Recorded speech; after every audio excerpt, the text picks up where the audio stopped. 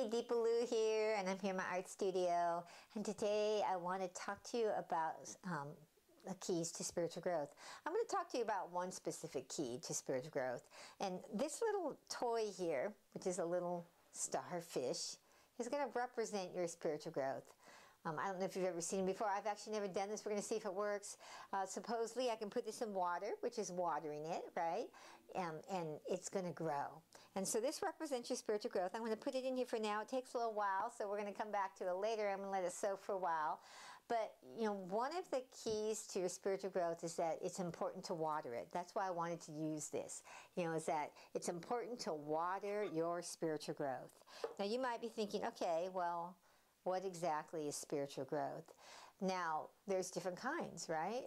You may want to grow your intuition or your spiritual gifts. That's spiritual growth.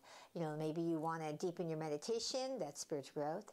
But here's where I guess the rubber meets the road is, you know, what energy are you having throughout your day? See, there's these 8 aspects of of the divine, and they're love, joy, peace, calmness, wisdom, power, divine light, and divine sound. And those 8 aspects are things that show when you're having more of them is showing signs of spiritual growth. Okay, now you might not know what the divine light and divine sound is, but you know what love is, right? You've had love in your life. Joy, you've probably felt joy in your life. You've probably felt peace at some point. Calmness, wisdom, and power. Those are you know, like emotions, feelings that you can relate to. And so you know you're growing spiritually when you see yourself, like maybe there's a situation where someone's frustrated and angry or spewing something at you, and you're able to not go there and stay peaceful, okay, or stay joyful or stay loving despite their energy. Now, if you're not, don't condemn yourself. There's no right, wrong, or condemning here. It's just about if you're wanting to grow spiritually, how do you start to grow those aspects? And the way you do that is by your attention. There's a saying in yoga, energy flows where attention goes, and what I've seen is whatever you put your attention on is what grows. So if you're someone who gets angry and frustrated a lot, you're growing those emotions, which you probably already know that that's not fostering to you spiritual growth, because spiritual growth is about being able to maintain your equanimity, to maintain these aspects of the divine in your life, even when something doesn't happen that you agree with or like. And so how do you start to water that? And so you water it by where your attention goes. This is just the first step. There's many more other keys to watering it, but I want you to get it that the first step is being aware of where your attention is going. So like right now, we just ended the election a few days ago and we're waiting in limbo land. Is your attention going to worry about, you know, what's going to happen? Or is it going to, let's now like try to start fostering and bringing together our country into the energy of harmony and acceptance and love, you know, and joy and peace, because it's been missing for a while now. So how can we actually foster that energy? And that will help, you know, by putting your attention there, it will help you to grow those spiritual aspects in your life. All right, now we're going to check back in a little later. I'm going to let you see this. Hey, I'm back. It's about 24 hours later, and I want to show you the little star. It's been soaking for about 24 hours. Now, I don't know about you. I've never done these little stars before, but I thought it was actually going to grow more. You know, I'm going to show it to you right here. Here it is. It has grown maybe 10% at the most. It's grown though. It has grown. There's been subtle little changes. It's gotten fatter. I don't know if you noticed that. It's fatter. It's curled up. So it has grown. It's fatter than it was, but not as much as I thought. You know, it says on the package it's going to grow 600%.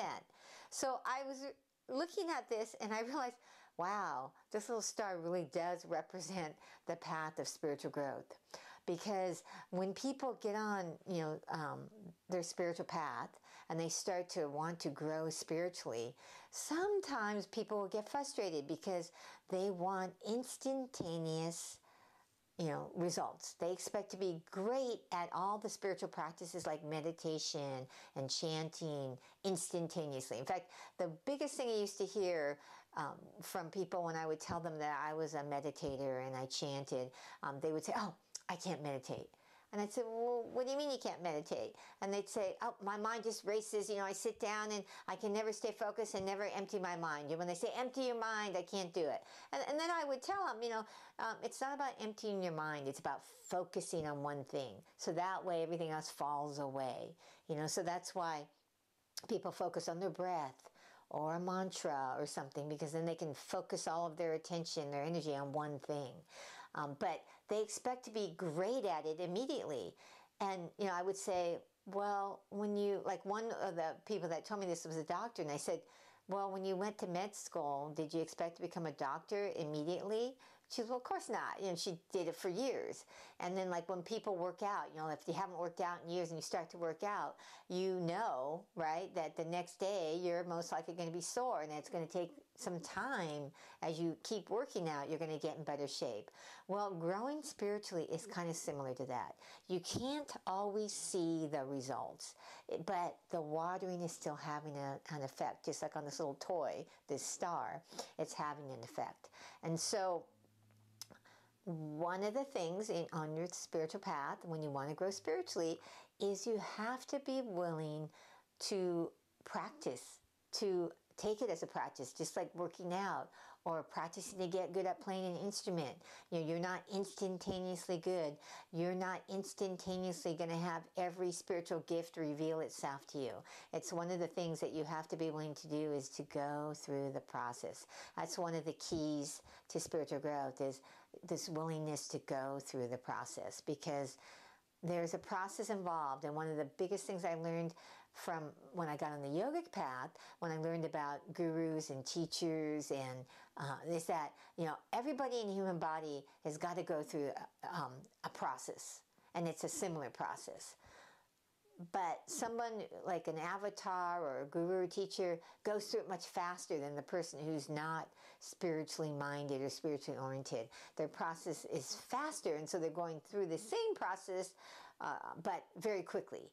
As opposed to when you're not enlightened, the process is most likely slower.